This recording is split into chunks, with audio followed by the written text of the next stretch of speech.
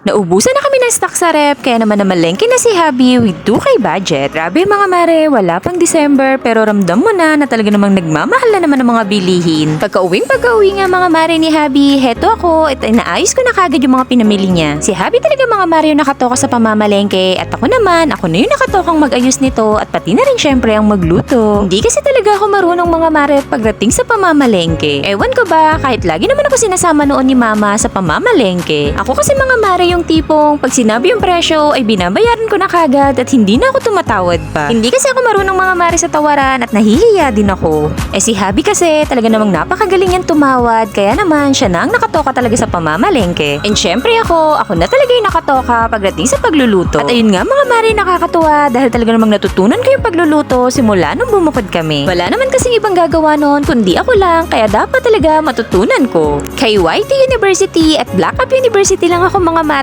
talagang natuto kung paano sa pagluluto. Cheris. So ito nga mga mare mga napamili ni Habi para sa mga stocks namin.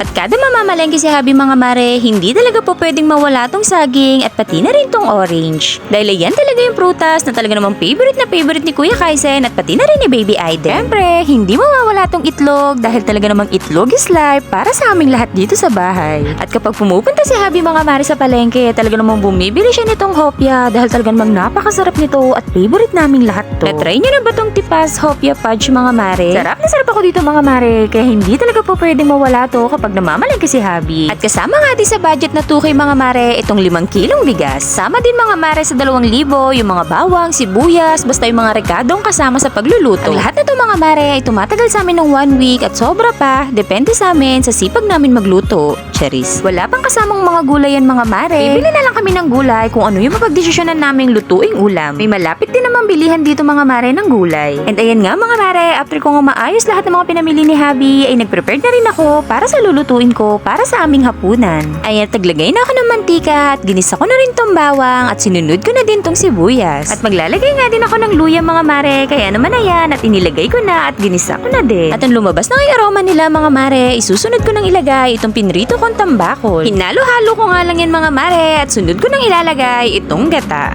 So alam nyo na mga mare kung ano yung niluluto kong ulam. Ginataang tambakol nga mga mare ang para sa ulam namin ngayong hapunan. Dahil nga Pilipino tayo mga mare, talaga naman sisimutin natin yung laman ng koko mama, kaya naman nilagyan ko ng tubig para naman talagang simot na simot.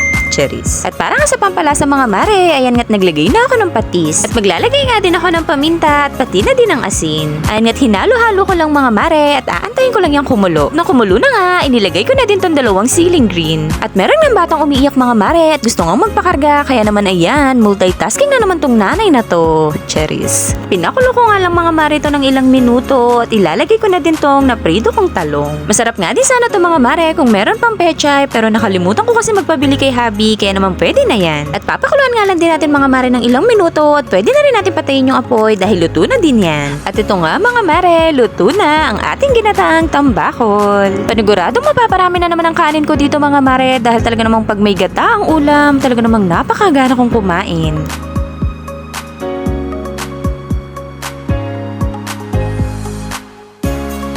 Ayun lang naman mga mare for today's video. Thank you so much for watching.